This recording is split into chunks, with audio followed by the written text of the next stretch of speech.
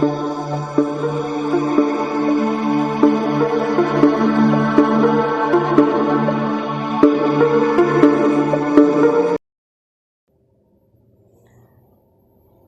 நண்பர்களே, யமுனையின் களம் YouTube channel மூலமாக உங்கள் எல்லாரையும் சந்திக்கிறதுல ரொம்பவே மகிழ்ச்சி. இன்றைக்கி ரொம்பவே பரபரப்பாக பேசப்படுற ஒரு விஷயம் என்னன்னு பார்த்தீங்கன்னா, தங்கத்தின் விலை ஏற்றம். நாளுக்கு நாள் தங்கத்தோட விலை ரொம்பவே ஏறிக்கிட்டு இருக்கு. அதுவும் சமீப நாட்களாக பார்த்திங்கன்னா அதிகப்படியான ஒரு விலையின் உச்சம் அப்படின்னு கூட சொல்லலாம்.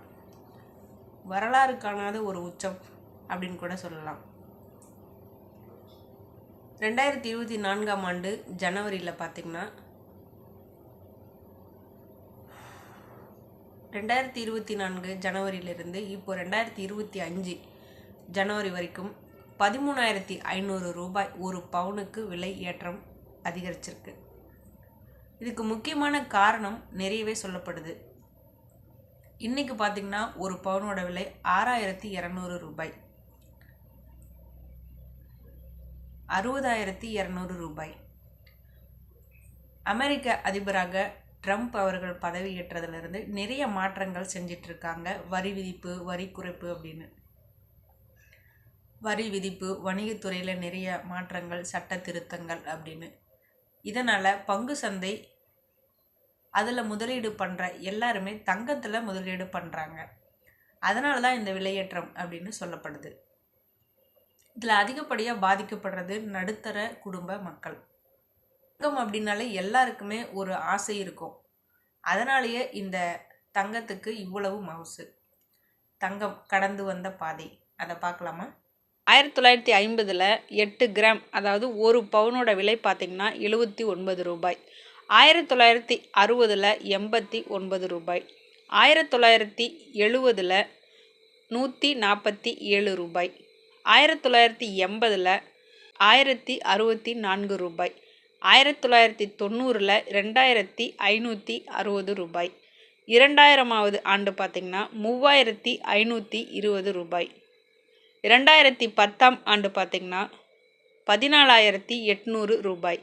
2020ஆம் ஆண்டு பார்த்திங்கன்னா 38,920 ரூபாய். என்னடா இவ்வளவு விலை குறைவாக பவுன் விற்றுருக்கு அப்படின்னு நீங்கள் எல்லாருமே நினைக்கலாம். அப்போது வருமானம் குறைவு, அத்தியாவசிய தேவைகளுக்கு மட்டுமே மக்கள் தங்கத்தை வாங்கினாங்க. நிறையவே சேமித்து வைக்கிறது, முதலீடு பண்ணுறது அப்படியெல்லாம் எதுவுமே இல்லை.